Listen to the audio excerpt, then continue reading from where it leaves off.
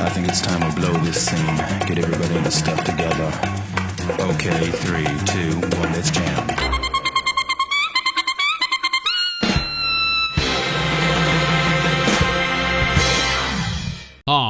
On today's episode of 1 Minute Reaction, back to Dr. Stone episode 7, Where 2 Million Years Have Gone. I gotta say, today's episode definitely has a different vibe to it compared to the last ones. Definitely the introduction of, other humans has just given it a different vibe. But coming off last week's episode, at the very end we were introduced to Kohaku, this mysterious blonde who fell victim to Shishio and was saved by Senku and his police. And it definitely seems she has taken a liking to Senku. Well, not in the lovey-dovey type of way. Anyway, she decides to take him back to her village. On the way, stopping by a hot spring to gather up some water for its healing capabilities. Not for her, of course, she's in fit condition. It's for her sister. Yes, we find out she has a sister, Ruri, who later we find out is actually the priestess of this village. Now, even along this short trek back to the village, Senku finds the time to make and break a vehicle. Yes, transporting the water seems to be a little bit difficult with the injured Kohaku and the, let's face it, very frail, weak Senku. Now, although some may find it a throwaway scene, I find it very intriguing. He is utilizing the pulley parts that saved Kohaku to build this vehicle. Now, here's the funny thing that I'm thinking about. It's smart. He's not leaving behind traces of himself as well as his science, because let's face it, even if Shishio comes across a gun, he's going to frickin' use it. He might denounce science when it comes to taking over this world. He'll definitely use it. So it's smart to keep gathering these parts. Don't leave anything behind. I don't know. That's just my opinion. Anyways, upon crashing this vehicle, they have come to the outskirts of this village. Senku is impressed, noting the fact that there are multiple generations of people here. I believe he estimates, at least a couple hundred years. We see old people, middle-aged, children. We see just a slew of people, including some major hotties,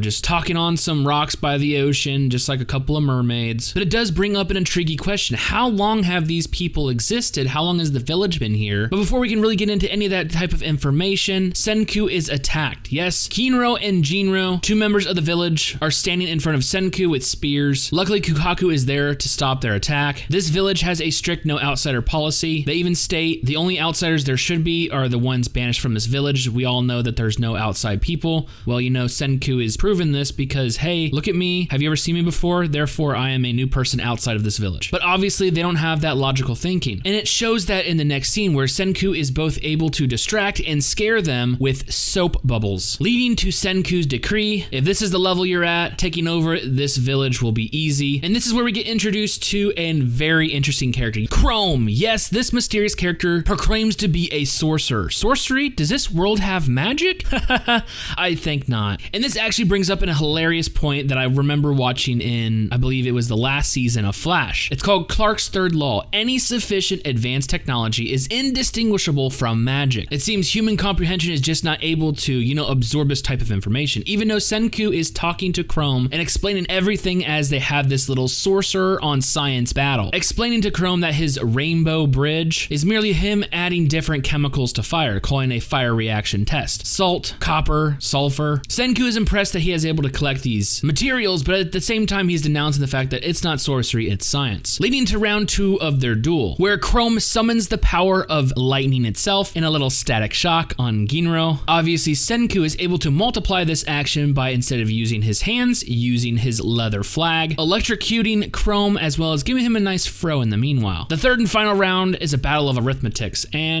there is no battle. We see a nice little montage of dropping equations from the sky, which actually looks pretty cool, and Senku becomes the undeniable winner. This leads to a nice lovey-dovey, bro on bro moment where the two are going fanboy all over the materials Chrome had collected over the years. Now, after witnessing this display of pure geekdom, Kohaku finally makes it to the village, bringing the healing spring water to her sister, who I mentioned before is actually the priestess of this village. Now, it seems she has some type of sickness, some ailment. I mean, she can't even walk down some stairs without falling to the ground. She breaks out in a sweat, claiming that, hey, Kohaku, don't hurt yourself for myself. So obviously there is something going on with her, and it automatically makes me believe that Senku is going to do something. He has the science, he has the technology, he has the knowledge to help. This would be a good way to get his foot in the door. I mean, saving the village's priestess. I mean, you can't get much better than that. Lo and behold, when we cut back to Chrome and Senku, Senku. They're having a discussion of how to actually save Ruri, as well as Senku laying out the facts of the previous 3,700 years, what happened to all the technology, and, you know, how advanced we got, and that it was wiped out in the blink of an eye. This sends Chrome into just, you know, this crying type of panic, and he's pissed. He goes, what caused it? Who caused it? 2 million years of evolution and gone in the blink of an eye. If I ever find out who did it, I will kill them, because as of today, we could have helped this girl. I mean, come on, Senku, we can do this. He goes, don't worry, I got your back, bro. We're gonna create the world's greatest medicine, the antibiotic. Damn. So like I said, this episode has a different vibe to it, going from the last survivors of an apocalyptic situation to humanity is already there. The introduction of new characters with their own personalities, they're very unique, and I absolutely love this introduction of a rival slash maybe apprentice type character in Chrome. Not only that, but having him leads, you know, for more exposition for the actual viewer. Sometimes it could feel out of place where Senku is just explaining how something works. Now he has to explain it to Chrome, teach him how things work, hopefully leading to a better flow without that information feeling, you know, out of place or forced in. Now, although this episode focused solely on Senku and his adventures, we cannot forget that Taiju and Yuzuriha and Shishio exist in this world, as well as the Miracle Elixir. So, although this episode definitely felt as a pick-me-up, we cannot forget that there are other things in this world. And with that being said, I cannot wait for future episodes.